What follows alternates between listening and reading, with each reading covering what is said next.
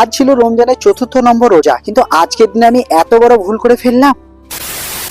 ভোর ৩টের সময় উঠে দাঁত ফাত মেজে একেবারে বসে পড়েছি সেহরি খাওয়ার উদ্দেশ্যে। ইফতার আমার ভাগ্নিও খাবে, কিন্তু মোবাইল দেখে দেখে ভাগ্নির আবার অন্যরকম খাবারের আইটেম বিরিয়ানি। মানে কি বলবো বস, নবাবিয়ানা খাবার গো।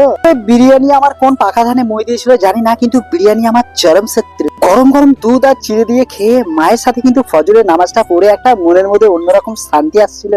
সকাল 11টার সময় দেখি ভাগ্নি সেজে গুজে একাকার, কারণ ভাগ্নিকে নিয়ে যেতে হবে তার মামির বাড়ি। আমাদের বাড়ি থেকে মাত্র 5 মিনিটের রাস্তা, সেখানেই তার মামি আর তার দিদি থাকে। কারণ আমার ভাগ্নিকে তারা এতটা ভালোবাসে কি আর বলবো। তারা হয়তো আমাদের নিজেদের রক্তের কেউ নয়, কিন্তু তবু আমাদেরকে এত ভালোবাসে আর আমার ভাগ্নিকে এতটা পরিমাণে ভালোবাসে তোমাদেরকে বলে বোঝাতেই পারছি না। এই তো এসে কিছু বিদেশি মুরগি দেবে দেখেছি, তারপরে আমি চলে গেছি সেলুনে। আর এখানে আজকে আমার বড় ভুল হয়েছে। প্রথমত রমজান মাসে চুলদারি কাটতে নেই, কিন্তু আমি যে অফিসে কাজ করি সেখানে মাঝে মাঝে চেকিং আসে, তাই কাটতে বাধ্যই হলাম। এমন এমন কিছু সময় আছে আমরা ওই কাজটা করতে চাই না, কিন্তু বাধ্য আমাদেরকে করতে হয়। সময় সেলুন থেকে এসে দুপুরের দিকে একটু রেস্ট নিয়ে সন্ধ্যের দিকে দাঁতনা রুজু করার পর মাগরিবের আজানের জন্য ওয়েট করছিলাম। আলহামদুলিল্লাহ মাগরিবের আজান দেওয়া মাত্র আমি আর আমার ভাগ্নি রোজা খুলে নিলাম। আজকে ৪র্থ নম্বর রোজাটা তোমাদের কেমন কাটলো সেটা কমেন্টের মাধ্যমে বুঝিয়ে দিও।